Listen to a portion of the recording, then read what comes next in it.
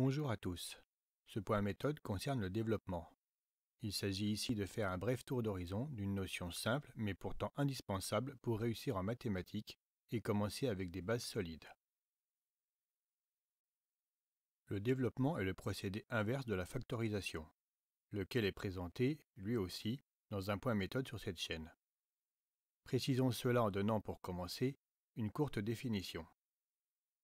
Il s'agit, dans sa forme la plus élémentaire, de transformer une expression se présentant comme indiqué dans cet exemple, avec ici à gauche un nombre multipliant un terme entre parenthèses, en une somme ou une différence, ici, le membre de droite de cette égalité. On précise également, en remarque, que les termes entre parenthèses ne peuvent pas être que des nombres, car, dans le cas contraire, on pourrait effectuer leur somme et il ne serait plus nécessaire de développer pour effectuer le calcul de cette expression.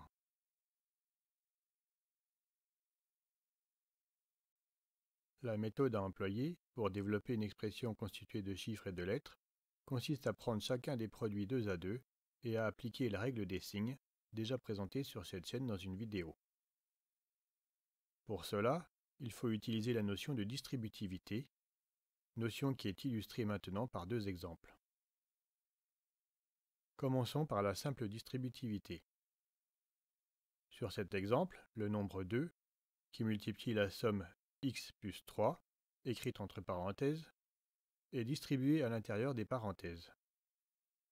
On obtient donc les deux termes indiqués, séparés d'un signe plus. Ainsi, 2 facteur de x plus 3 égale 2x plus 6.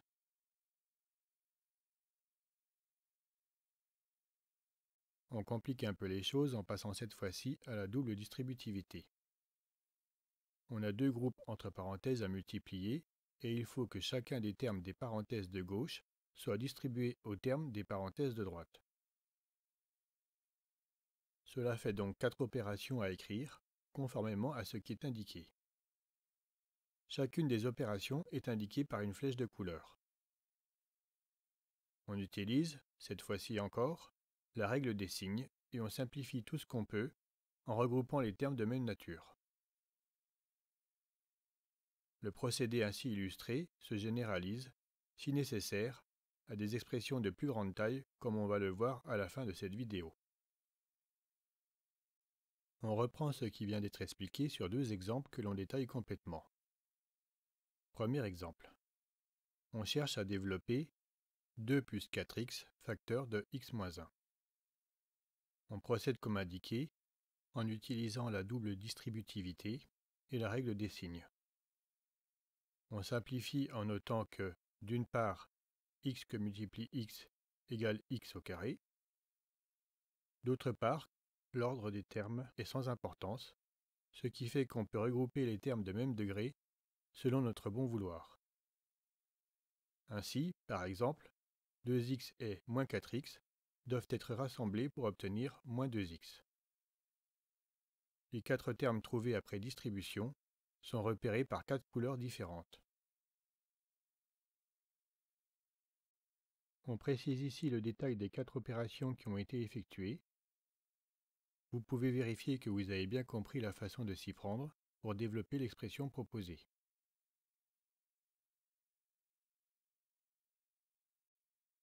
Deuxième exemple. On veut développer 2x moins 3, facteur de 8y moins x moins 5. Ici, il y a 2 fois 3 égale 6 termes à établir en utilisant toujours la règle des signes. Chacun d'eux est repéré par une couleur et une flèche de même coloration.